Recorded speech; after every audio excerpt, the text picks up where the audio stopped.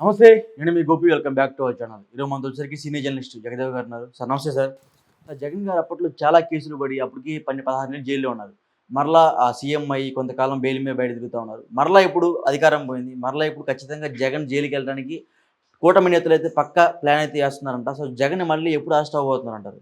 ఎప్పుడు అరెస్ట్ అవ్వబోతారు అనేది మాత్రం అంత క్వశ్చన్ మార్క్ లాగా ఉంది.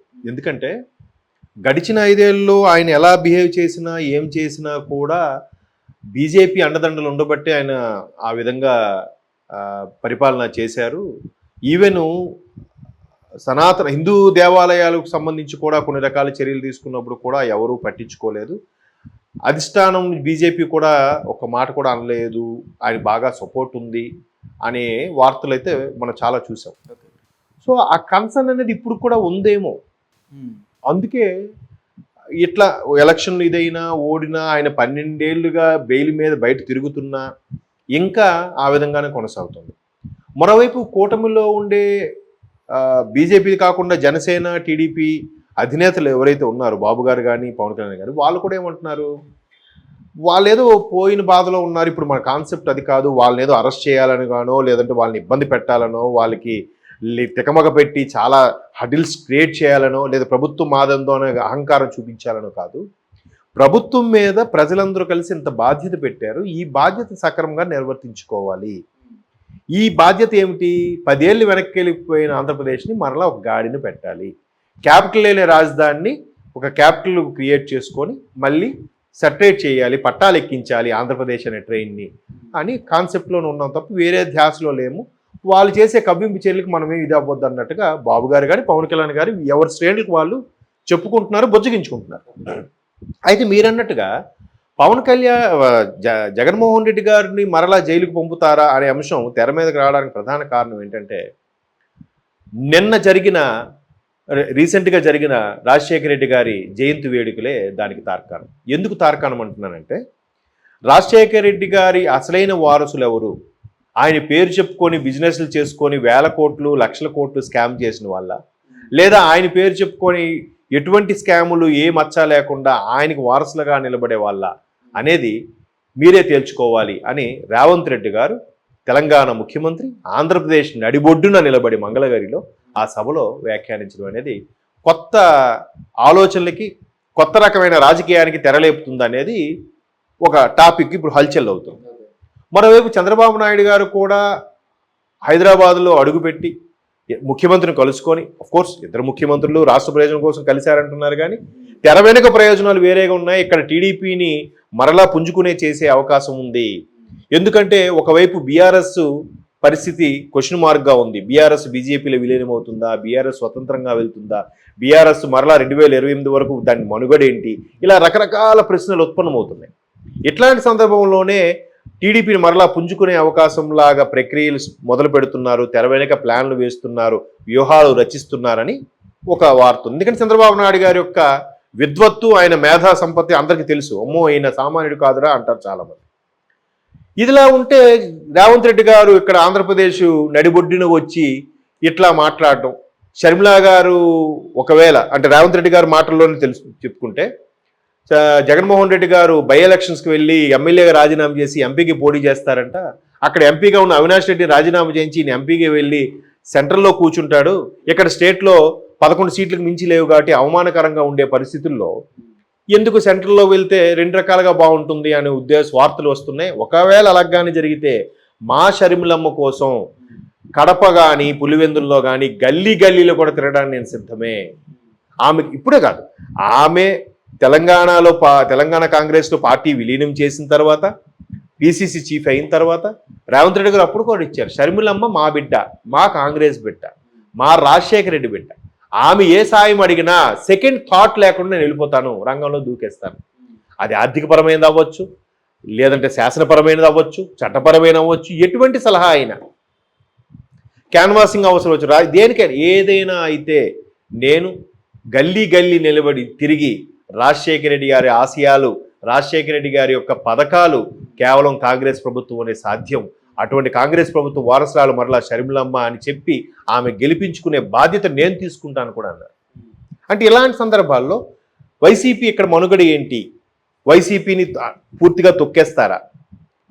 షర్మిలమ్మ గాని పుంజుకుంటే వైసీపీ అనేది తెరమరుగైపోతుందా?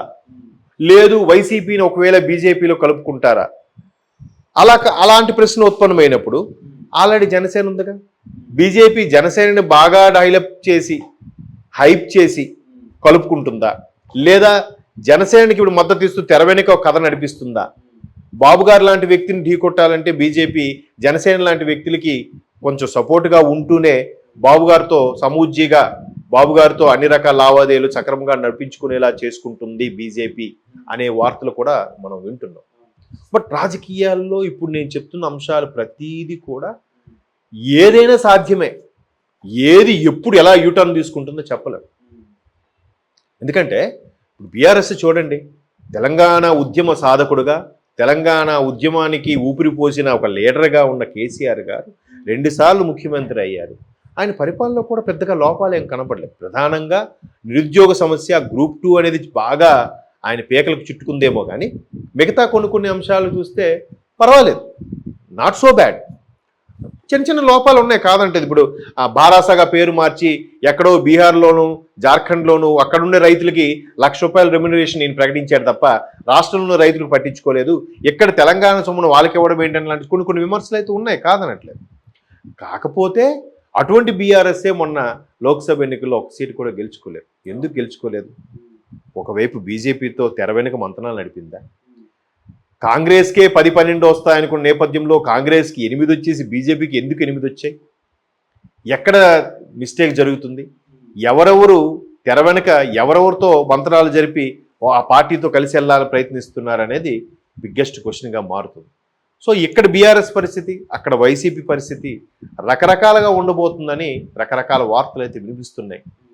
ఏది ఏమైనా ఆ నాయకులు కానీ అక్కడుండే కార్యకర్తలు కానీ వాళ్ళ స్వలాభం కోసమో లేదా వాళ్ళ మనుగడ కోసమో అప్పటున్న పరిస్థితులు బట్టి పెద్ద పార్టీలో విలీనమైన అవ్వాలి, పెద్ద పార్టీలతో పొత్తులైనా కుదుర్చుకోవాలి. అంటే ఇంకొక ముఖ్యమైన ప్రధాన ప్రశ్న సార్, అది జగన్ గారితో మరలా షర్మిల గారు కలిసి పాదయాత్ర చేస్తారంట నెక్స్ట్ టైంలో. అది ఈ వార్త ఎప్పుడు విన్నానంటే, జగన్మోహన్ రెడ్డి గారు కడప ఫస్ట్ టైం మన కౌంటింగ్ ఓడిపోయిన తర్వాత పులివెందుల ఒక విజిట్కి వెళ్ళారు. మామూలుగా కలవడానికి వెళ్ళినప్పుడు ఈ వార్తలు అయితే బాగా హల్చల్ చేశాయి. అంటే జగన్మోహన్ రెడ్డి గారు వైసీపీని కాంగ్రెస్లో విలీనం చేస్తారని, విలీనం చేస్తే దానికన్నా ముందు షర్మిలా గారికి ఆ మాట చెప్పాలి కదా, షర్మిలా గారి పర్మిషన్ లేకుండా కాంగ్రెస్ ఎలా ఒప్పుకుంటుంది, లేదు ఇద్దరు కలిసి కాంప్రమైజ్ మరలా కాంగ్రెస్లోకి వెళ్ళి చేసుకొని కాంగ్రెస్ని బలోపేతం చేసి కాంగ్రెస్ తరపున ముఖ్యమంత్రిగా మిమ్మల్నే ప్రకటిస్తామని చెప్పి ఆ విధంగా ముందుకెళ్తారు అనే వార్తలు కూడా వచ్చాయి. బట్ ఆయన విభేదించి బయటకు వచ్చి పార్టీ పెట్టి ఇంతగా విమర్శించిన వ్యక్తి మరలా కాంగ్రెస్కి వెళ్తారని నేను అనుకోను. కాకపోతే షర్మిలా గారు కూడా అసలు ఆ షర్మిలా గారిని ఆయన పట్టించుకొని ఉంటే, ఆవిడ పక్క రాష్ట్రానికి వెళ్ళకపోయి ఉంటే, ఆవిడ వేరేగా పార్టీ పెట్టకపోయింటే ఇన్ని సమస్య ఉండేది కాదు. కుటుంబ సభ్యులను ఎప్పుడూ వదులుకోకూడదు, అది ఎటువంటి పరిస్థితుల్లో అయినా. సో మరి ఏ కారణాలతో ఆవిడ వెళ్ళిపోయిందో, ఏ కారణాలతో లేకపోతే ఈయన పంపించాడో ఎవరికీ తెలియదు. బట్ అందుకే ఇప్పుడు ఎడమొహం పెడమొహంగా అయిపోయారుగా. నేను ఇడుగులపాయలో కూడా తండ్రి సమాధి వద్ద ప్రార్థన చేసేటప్పుడు కూడా జగన్మోహన్ రెడ్డి గారు సపరేట్గా వచ్చారు, ఆయన వెళ్ళిపోయాక షర్మిలా గారు వచ్చారు.